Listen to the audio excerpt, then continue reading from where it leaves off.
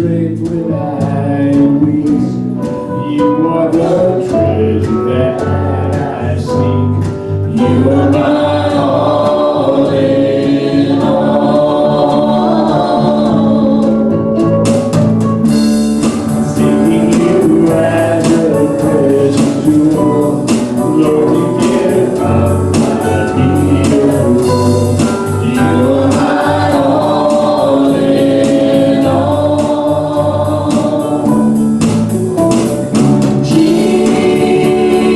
Jesus, Lamb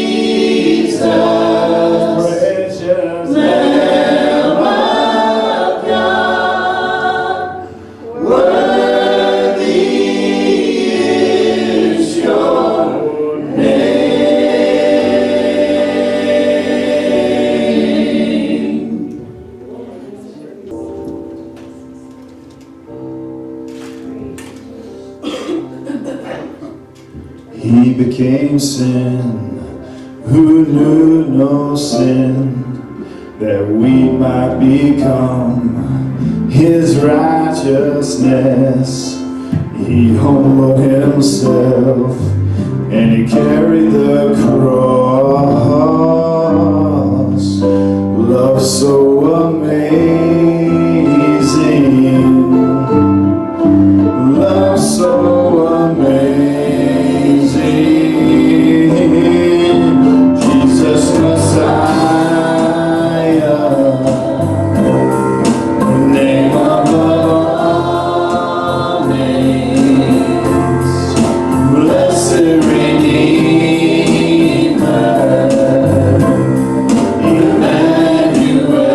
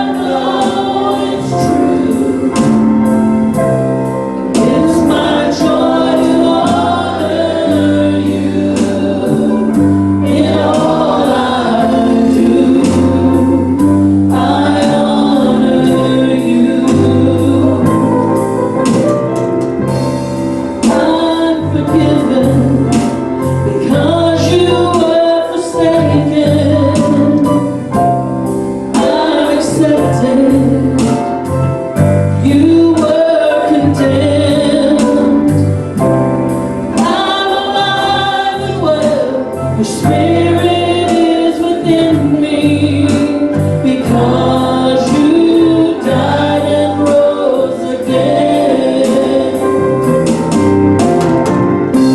Amazing love, how can it be that you, my King, would die for me? Amazing love, I know it's true. It's my joy to honor you in all I do. I honor you. You are my King. You are my King. Jesus, you are my King. Jesus, you are my King. Amazing love, how can it be that you, my King, would die for me? Amazing love, I know it's true. It's my joy to honor you in all I do. I honor you in all I do. I honor you in all I do. I honor you.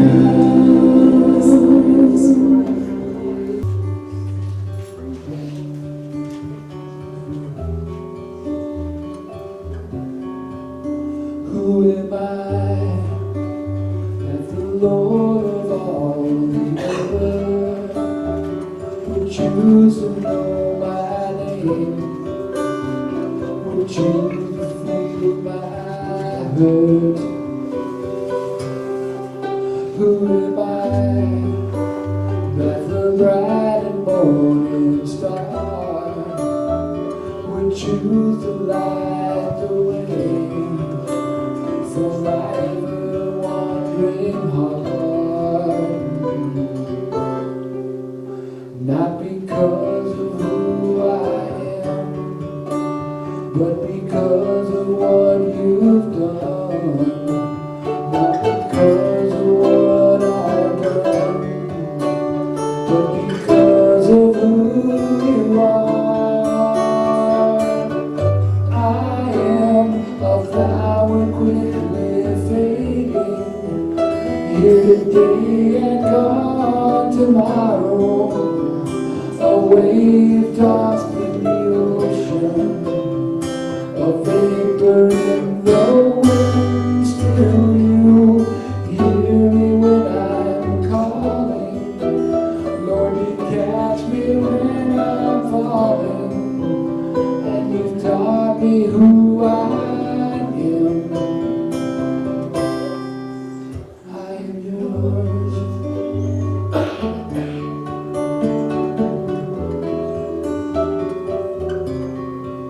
Who am I that the eye who saw my sin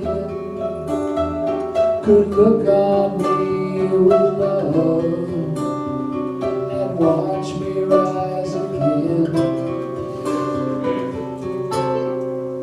Who am I that the voice that calmed the sea could call out through the rain and calm the storm in me? Not because of who I am, but because of what you've done. Not because of what but because of who you are. I am a flower quickly fading. You will be and gone tomorrow. A wave tossed in the ocean, a vapor in the wind. Still you hear me when I'm calling. Lord, you catch me when I'm falling. You've taught me who I am. I am yours. I am yours. Whom shall I fear?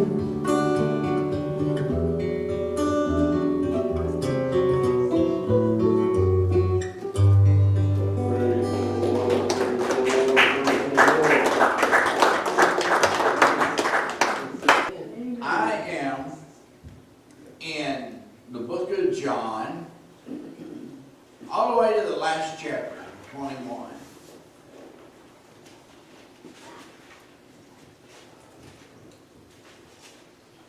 I made my notes with the NIV. I've also got the King James pulled up here beside it. I really like the way in this particular area that the NIV says it, but there's an area that I like the King James one a whole lot better in this, and you'll see when we get down to it. I titled my message, "No Fish Tonight." And you know, if you go fishing with me, a lot of times there's not going to be no fish. There'll be a lot of fellowship, a lot of good times, money spent on bait, but a lot of times I'm going to come home empty-handed. Take catfish, show catfish. Yeah. Not only does she catch them, she catches them two at a time.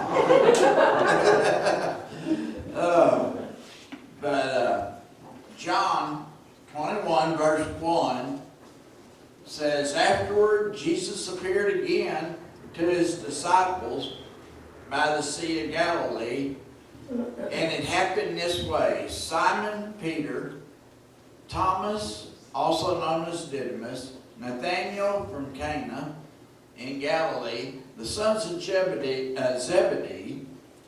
and two other disciples were together. I'm going out to fish," said Simon Peter. Simon Peter told them, and you know, I like that because I say that a lot. I'm going to fish. And a lot of times it happens just like this. He said, "I'm going out to fish," Simon Peter told them, and they said, "We'll go with you." Amen. I tell you what, when you get ready to go, there's usually not a shortage of people wanting to go with you. And you know who can really blame them after all they've been through? After Jesus has already died and risen again, and he's appearing to them. He's getting ready to, but they've kind of been dispersed, and now there's a group of them together. And what a better way to come together than over fishing. Amen. It was then, it is today. But they said, "We'll go with you." So they went out and got into the boat, but that night they caught nothing. It sounds like so much like one of my fishing trips. Now, it's not all that bad. I have pictures where I filled the bed of the truck up laying them out, so it's not always that way.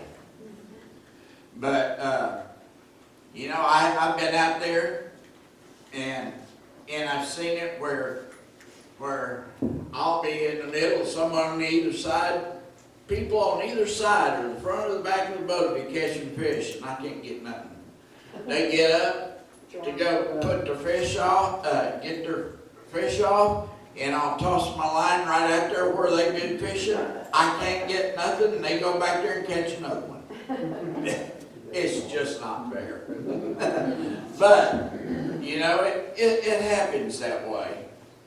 But like I said, I can imagine it was nice for them to have a break and go fishing. But not only that, but if they had a good night, it would be a good way to get some income off these fish.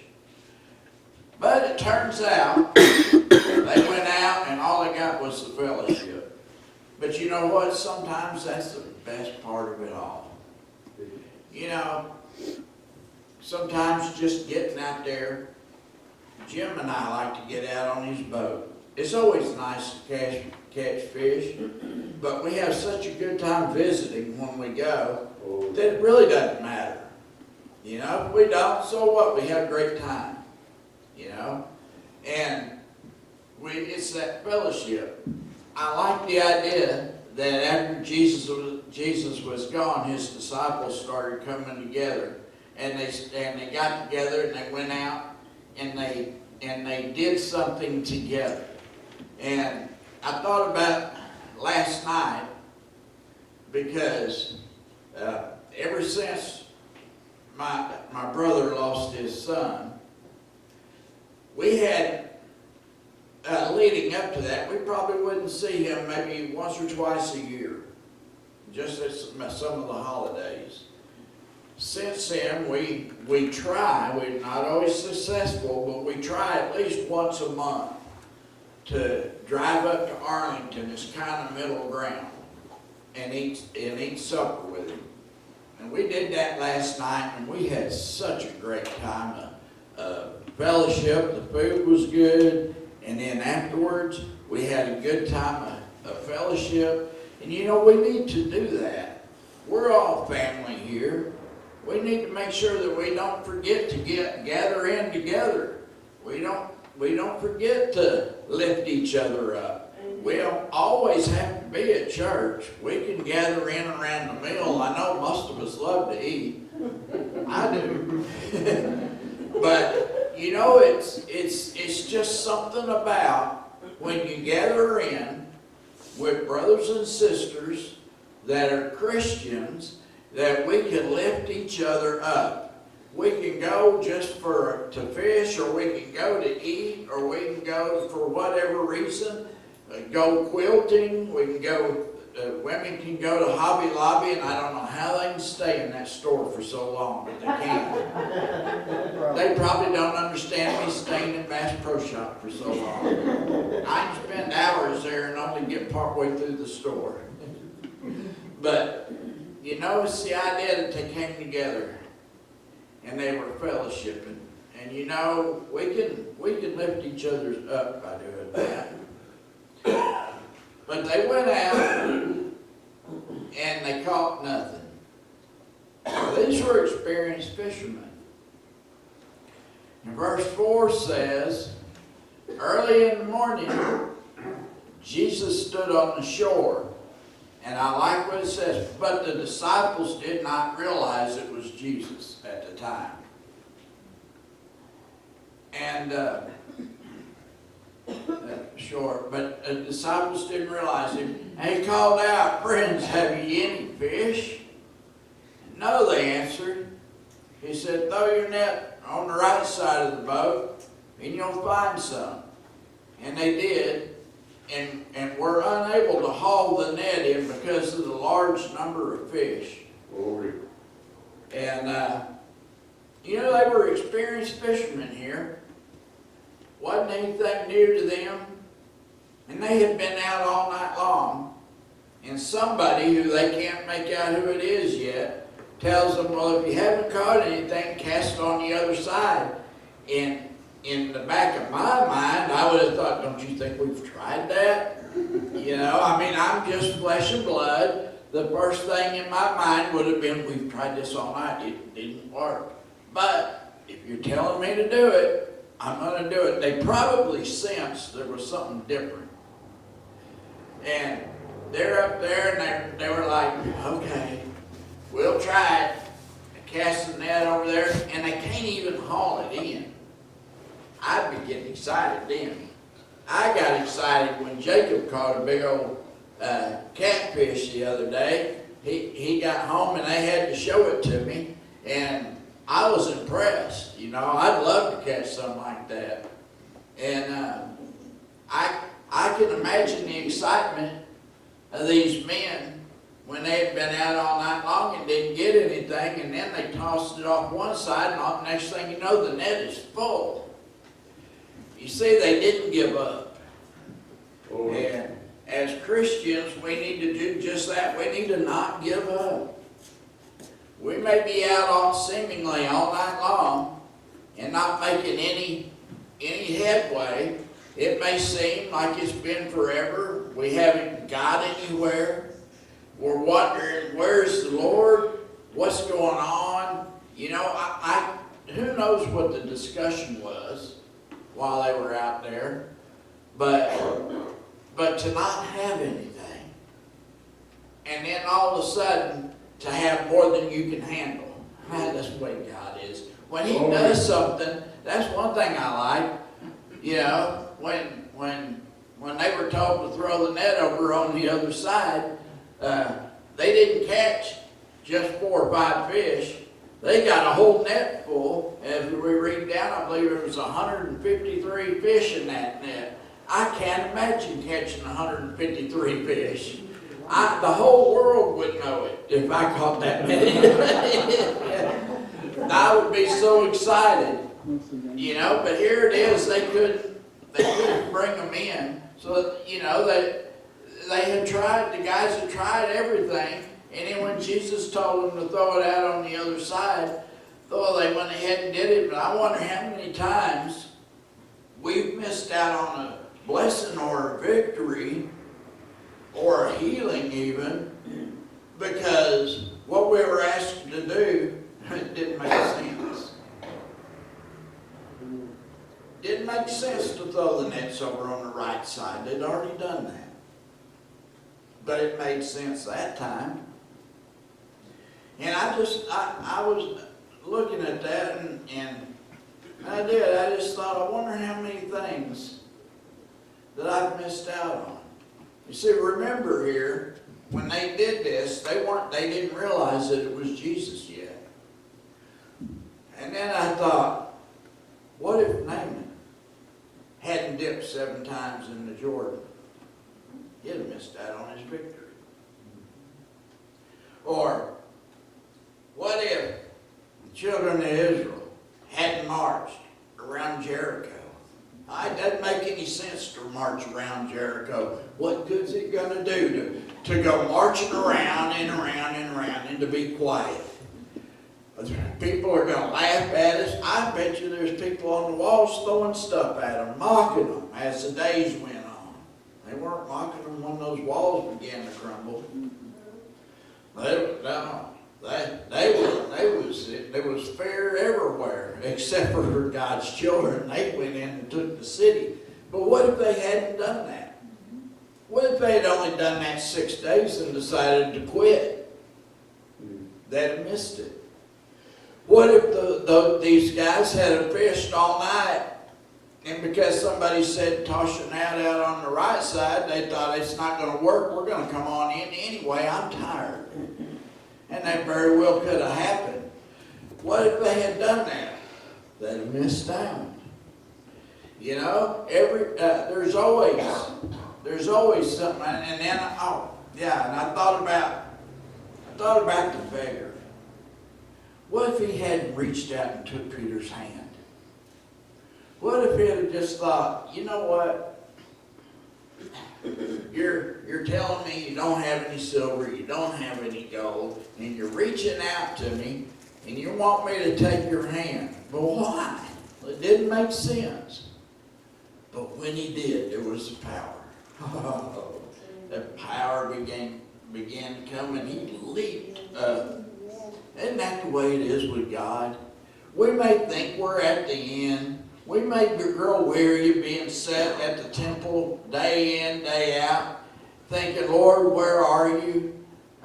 You may be going through a circumstance, and you may have prayed, you may have been on the prayer list for a long time. I was there. I was on the prayer list for pain for a long time. And then one day God decided I'd had enough, at least for a while. And I enjoyed a whole month of being pain-free. I thought I was a new person. You know, I'm sure that's what this guy was when the beggar was when he grabbed a hold of Peter's hand. And you know, you can go on and on through the Bible, or even talking to people about the victories that wouldn't have happened if people didn't do something because it didn't make sense.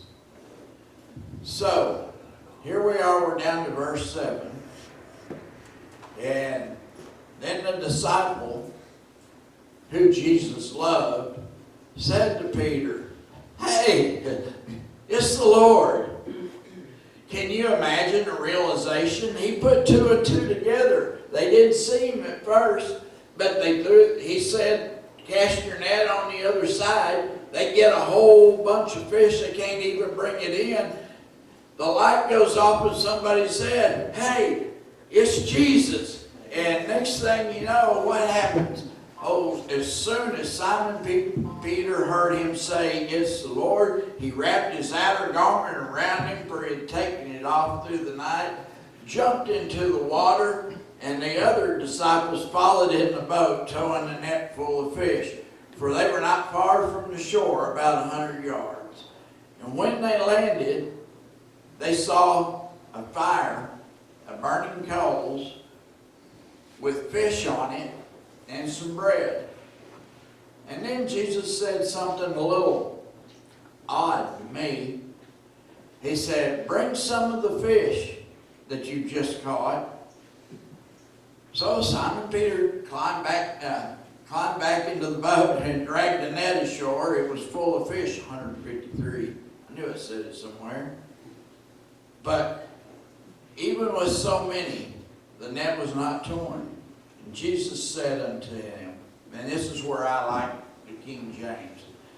The NIV says, "Come and have some breakfast," but the King James says, "Come and dine." I love that. Come and dine. Yes, sir. Sign me up. One of my favorite things to do. And it says that none of the disciples dare ask him, "Who are you?" because they knew who it was. And, you know, I look at this and I look at good old Peter, and as soon as he realized it was Jesus, what did he do? He did just like he always did. He just gathered his stuff up around him. He jumps out of the boat. "Here I come."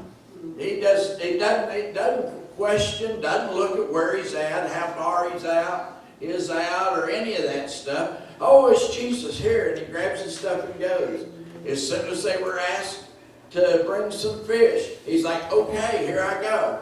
You know, there in the garden when they came and they arrested Jesus. What's Peter doing? Boom, he lops off a ear. You know, here I am. He's always right there. And I see all that, and I get excited about him. The others, they came on in, but he's full of energy. And he's excited, and he's zealous, and he wants to do something. And so that's all exciting. But the thing that got me about this part of it is Jesus had fish and he had bread. Already on the coals. Already had it cooking. Why did he need them to bring fish to him? He already had it taken care of. But he said, "Bring me some." And I thought, that is kind of interesting. I heard that a long time ago, and it's been in my mind all along. Why did he ask them to bring fish to him when he already had the meal prepared? Well, it could be nothing more than he's looking for obedience. He's wanting to show us. Yeah, so what if you've already got some here? Go out and get some more. You know, maybe he wanted to feed them not only breakfast, but he's going to feed them lunch too. After all, he didn't say come eat breakfast. He's like, come and dine. And I think about that song, Come and Dine. The master call it, come and dine. You know, and I get excited about that. We're fixing to go, and it's not going to be too much longer, I don't think, but we're fixing to go to a supper where Jesus is going to say, come and dine. Yeah. And we're going to be up there, and we're going to be with him, and we're going to be seated at that table with all those that have made it along with us. And we're going to come and we're going to dine, and we're not going to have a time limit. We're not going to say, oh, I'm allergic to this. They can serve potatoes and I can have them. You know, we're not going to have to worry about any of that stuff. He's going to say, come and dine. It's already prepared. And as I thought about that part of it, and I thought about him saying, come and dine, he had already prepared the meal. But before or while he was preparing the meal, he asked us to go out into the world and to bring them in. He's already got the marriage suppers probably out on the smoker right now. The meat's already being smoked and all the fixings are getting done. But yet Jesus is saying, hey, before you come and dine, come and bring some with us. Bring some of that you've caught. You know, there's a whole net full, 153 fish, and Jesus says, come bring some of that you've caught. He didn't need it to cook. He wanted to see what they had, and they came and they laid it at his feet. And one of these days, we're going to come and we're going to have a crown that's full of jewels, and we're going to present this, and we're going to lay it at Jesus' feet. One of these days we're going to say, look, Jesus, this is what I've caught, this is what I've earned, Lord, this is what you blessed me with, and we can lay it down at his feet. Yes. You know, so when you look at it that way, it kind of makes sense when Jesus asked them to bring that what they had caught. He didn't need it for the meal. He wanted to see what they had done. He wanted to see that they were obedient. Yes. And I get excited about stuff like that. You know, he already had all the fish. He asked us to do things sometimes that doesn't make sense to us.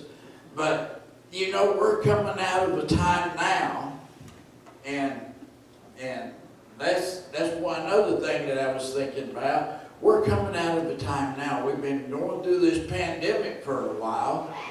We've been away, a lot of the people have been away from church for quite a while and been watching online, and that is great. I tell you what, instead of going hungry, we were fed while we were away.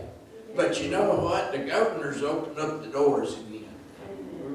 And he's told us that we can gather back in, and you know, next week's Easter. Wouldn't it be nice if we gathered in on Easter and we come in to dine with Jesus and we say, Lord, look what I brought. Not only did I come, but look what I brought with me. And wouldn't it be awesome if this place was packed wall to wall? I'm not scared about catching the virus if God is in the middle of all this and lives are being changed and people are being healed and people are getting saved. God's going to protect us from all the stuff the enemy tries to bring against us. You know, I like the idea we're supposed to go out and we're supposed to feed others. Well, let's get out and this next week and let's pack this place. Amen. And I just know that if we're obedient, God's going to have a message on Brother Bill's heart that's going to be exactly what everybody needs to hear. I know that beyond a shadow of a doubt because that's the way my God is. Amen. And I don't know about, I have just been looking forward. I don't know why, but I've been anticipating Easter. And I don't think it's any coincidence that the doors are starting to open up more than what they have. And we're coming into Easter. I think it's by design. I think God's got a mighty move, a mighty thing that He's wanting to do. And I just feel like He's going to pour His Spirit out on Easter Sunday. I don't know why. It doesn't necessarily make sense. But it doesn't. I can't get it out of my soul. I just believe God's got such a blessing for us. And, you know, Jesus came. He took the bread and He gave it to them, and He did the same with the fish. And He fed them. And you know, I believe He's wanting to do that with us. We're gathering in. We've been through a long night. We're not catching anything. But Jesus is saying, don't be weary. You know those guys were tired. They'd been out there all night. And He's saying, don't be tired. He didn't ask them if they were tired. He just asked them if they caught anything. And then He said, well, throw your net out on the other side. Maybe this week we need to throw our net out on the other side. Maybe this week we need to throw it out and we need to see what God has for us. Maybe we've tried it before. But you know, I know people that have come and been prayed for time after time after time. And seemingly the victory's not been won. But you know what? The next time it might be, so you don't give up. You know, I went a long time being in the bulletin, racked with pain. People praying. But one time, God decided to answer. I'm not going to stand here and tell you I haven't hurt since then. Even this morning, my back hurt, my waist hurt, and my knee hurt. And I was tempted to call Brother Bill and tell him I couldn't do this. And we were sitting there through Sunday school. I'm like, Lord, you're going to have to do something. And I got up to come up here, and my knee doesn't hurt, my back doesn't hurt, my waist doesn't hurt. Satan was just trying to keep me away from being up here and being obedient. And he will do that to you every time. But I said, no, Satan, you're not getting this victory. God's giving it. And He's telling me to come and to dine. And I tell you what, I have rejoiced this morning. The songs were just amazing, and maybe it's because I needed it. The Sunday school lesson was amazing, probably because I needed it. And I mean, just everything, it's like everything has been enhanced. And I don't know about you, but what a better way than to come in and get fed and get full and have your net just about ready to break. And Jesus say, okay, go out and get them again, and we're going to have an awesome, awesome feast next week. What if we advertised an endless buffet on Easter Sunday? Come to the church and eat. We'd fill the church up that way. I guarantee you, the word get through town that these good cooks at the church are going to put on a feast, and there's going to be no place left to sit. Well, that's what's happening.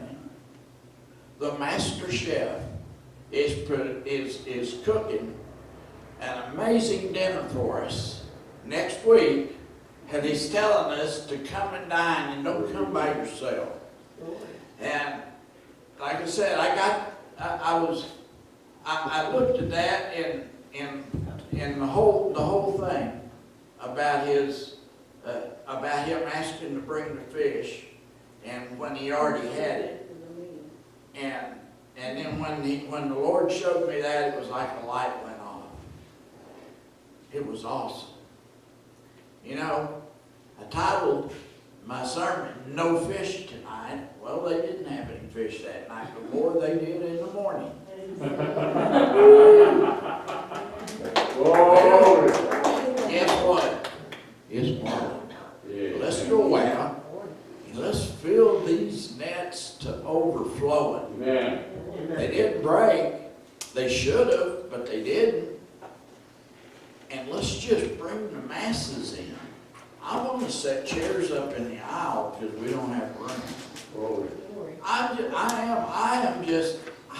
so want to see the power of God move in such a mighty way. And what a better time for it to happen than Easter Sunday. And not only that, but what if we're gathered in here and we're worshiping God on Easter Sunday? What a better time for that trumpet to sound. Glory. And wouldn't it be awesome if we're here feasting when it happens? Glory. Amen.